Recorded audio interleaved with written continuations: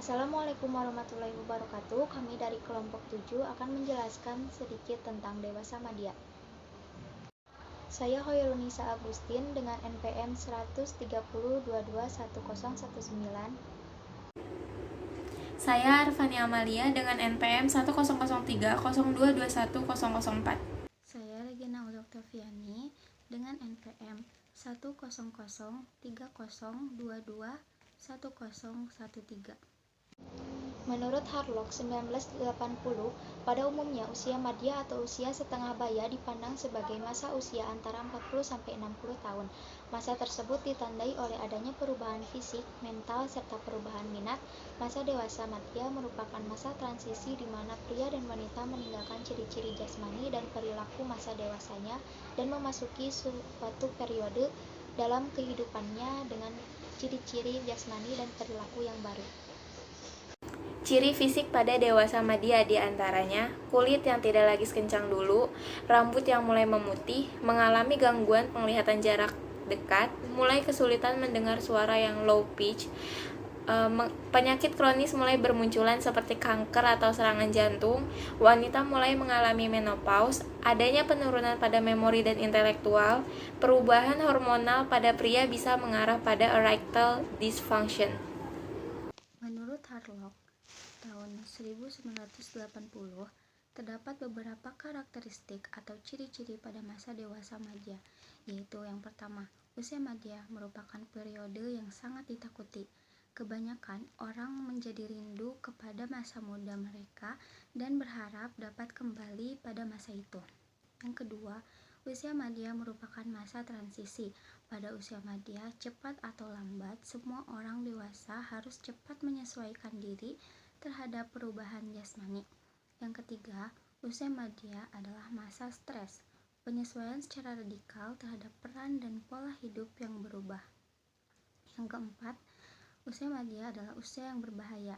Usia ini memerlukan suatu masa di mana seseorang mengalami kesusahan fisik akibat dari terlalu banyak bekerja, rasa cemas yang berlebihan, ataupun kurang memperhatikan kehidupan. Yang kelima, usia madya adalah usia canggung. Keenam, usia madya adalah masa berprestasi.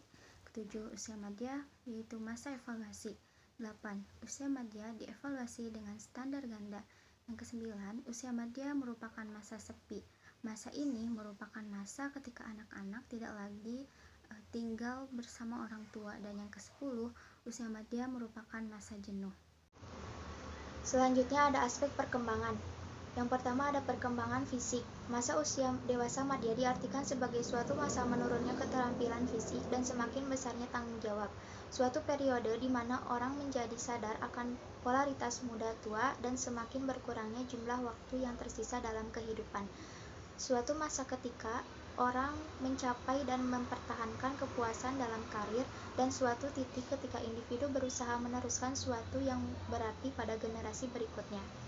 Menurut Harlock 1980, baik pria maupun wanita selalu terdapat ketakutan di mana penampilannya pada masa ini akan menghambat kemampuannya untuk mempertahankan pasangan mereka atau mengurangi daya tarik lawan jenis. Selanjutnya ada perkembangan kognitif, yaitu kemunduran yang lebih besar terjadi ketika informasi yang diperoleh bersifat baru atau ketika informasi yang diterima saat ini tidak sering digunakan, dan ketika yang digunakan adalah proses mengingat kembali atau recall daripada proses mengenali recognition. Buruknya kesehatan dan sikap-sikap negatif berkaitan dengan kemunduran daya ingat.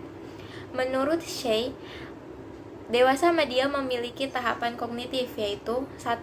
Tahap tanggung jawab atau responsibility stage, 2. Tahap eksekutif atau executive stage, 3. Tahap reorganisasional atau reorganisational stage. Perkembangan sosial masa dewasa madya ialah masa berprestasi. Menurut Erikson, selama usia madya, orang akan menjadi lebih sukses ataupun sebaliknya. Perhatian terhadap agama akan lebih besar dibandingkan dengan masa sebelumnya, dan terkadang minat dan perhatiannya itu terhadap agama dilandasi kebutuhan pribadi dan sosial. Perkembangan emosi mengembangkan keseimbangan antara generativity dan stagnasi. Generativity itu sendiri adalah rasa peduli yang sudah lebih dewasa dan luas daripada intimasi, karena rasa kasih ini telah menggeneralis ke kelompok lain, terutama generasi selanjutnya. Stagnasi adalah lawan dari generativity, yakni terbatasnya kepedulian kita pada diri kita. Tidak ada rasa peduli pada orang lain. Orang-orang yang mengalami stagnasi tidak lagi produktif untuk masyarakat karena mereka tidak bisa melihat hal lain selain apakah hal itu menguntungkan bagi mereka. Selanjutnya ada perkembangan moral atau agama. Pada masa ini, kematangan spiritual dan moral mendorong individu untuk mengasihi dan melayani orang lain dengan baik.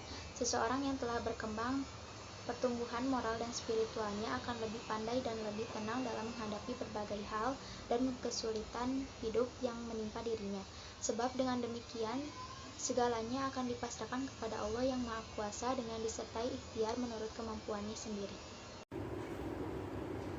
Tugas perkembangan dewasa madya menurut Harlock dalam Mapiare 1983. 1. Penyesuaian diri terhadap perubahan fisik seperti perubahan dalam penampilan seseorang, perubahan dalam kemampuan indera, dan lain-lain. 2. Penyesuaian diri terhadap perubahan mental. Contohnya, pria secara mental harus lebih waspada dan siap untuk bersaing dalam kerja daripada wanita dalam membawakan peran sebagai pengatur rumah. Ketiga, penyesuaian sosial, seperti lebih banyak terlibat dengan kegiatan sosial dibanding semasa mudanya. Keempat, penyesuaian diri terhadap minat yang berubah, terjadi sebagai akibat dari perubahan tugas, tanggung jawab, kesehatan, dan peran dalam hidup. Masalah-masalah perkembangan pada usia dewasa madya yaitu yang pertama, permasalahan pada kognitif. Pada masa ini, individu terkadang memecahkan masalah sesuai dengan keinginannya sendiri, yaitu dengan melihat pengalaman yang pernah dilakukannya. Yang kedua, permasalahan pada perkembangan fisik, yaitu menurunnya penampilan pada usia paruh baya, dan kelebihan berat tubuh dapat membahayakan kesehatan di usia paruh baya. Yang ketiga, permasalahan pada perkembangan sosial emosi, yaitu mengenai masalah keintiman. Pria ingin agar istrinya itu berperilaku sebagai seorang pacar yang mesra, bukan hanya mengelola rumah tangga saja. Dan bagi seorang wanita, ketegasan itu sebagai bukti kemesraan. Selanjutnya ada konsep Islami terkait perkembangan dewasa madya. Saat telah menginjak usia dewasa, terlihat adanya kematangan jiwa. Mereka memahami jati diri bahwa saya hidup dan saya tahu untuk apa, menggambarkan bahwa di usia dewasa ini sudah memiliki tanggung jawab serta sudah menyadari makna hidup. Dari segi ilmu jiwa agama, dapat diartikan bahwa perubahan keyakinan atau perubahan jiwa agama pada orang dewasa bukanlah suatu hal yang terjadi secara kebetulan saja dan tidak pula merupakan pertumbuhan yang wajar, akan tetapi adalah suatu kejadian yang didahului oleh berbagai proses dan kondisi yang dapat diteliti dan dipelajari sehingga menjadi karakter. Pada masa dewasa, agama mulai dipandang sebagai bagian terpenting dalam hidupnya, sedangkan pengkajian nilai diharapkan untuk menjadi pedoman yang lebih kokoh menghadapi tugas-tugas di dunia dan jadi pedoman utama menghadapi kematian dan hidup di akhirat kelak. Selanjutnya ada beberapa ayat Al-Quran yang bermakna dewasa atau berhubungan dengan kedewasaan. Seperti yang sudah dijelaskan dalam Al-Quran surah Ali Imran ayat 46, yang artinya, dan dia berbicara dengan manusia sewaktu dalam buayan dan ketika sudah dewasa, dan dia termasuk di antara orang-orang yang soleh. Kemudian ada Al-Quran surah Yusuf ayat 22, yang artinya, dan ketika dia telah cukup dewasa, kami berikan kepadanya kekuasaan dan ilmu. Demikianlah kami memberi balasan kepada orang-orang yang berbuat baik. Hasil wawancara yang dilakukan dengan narasumber yang bernama Edi Sutardi, berumur 50 tahun, pekerjaannya itu sebagai pedagang gorengan. Pertanyaan pertama, pada usia ini apakah Bapak mulai merasakan kesepian atau merasakan rasa jenuh? Jawabannya, ya, kadang-kadang Bapak merasa kesepian. Pertanyaan kedua, ketika Bapak berpikir bahwa akan menginjak usia dewasa, apakah merasakan takut Jawabannya, dibilang takut sih, iya, karena di umur segini, Bapak harus banyak beribadah pada Allah, terus takut anak-anak Bapak yang bungsu tidak ada yang mengurus kalau Bapak udah gak ada. Pertanyaan ketiga, pada usia ini, apakah Bapak sering merasa nyeri di bagian persendian? Jawabannya, ya sering. Apabila sudah terlalu lama berdiri di bagian kaki, sering merasakan pegal. Pertanyaan keempat, apakah ada perbedaan saat Bapak bekerja dulu dengan sekarang ini ketika Bapak sudah pensiun? Jawabannya ada. Waktu dulu Bapak bekerja di AD Teks, jam kerja di jadwal, banyak peraturan ini itu, tetapi sekarang Bapak sudah pensiun, lebih santai, tidak terburu-buru oleh waktu, dan Bapak memutuskan untuk melanjutkan berdagang.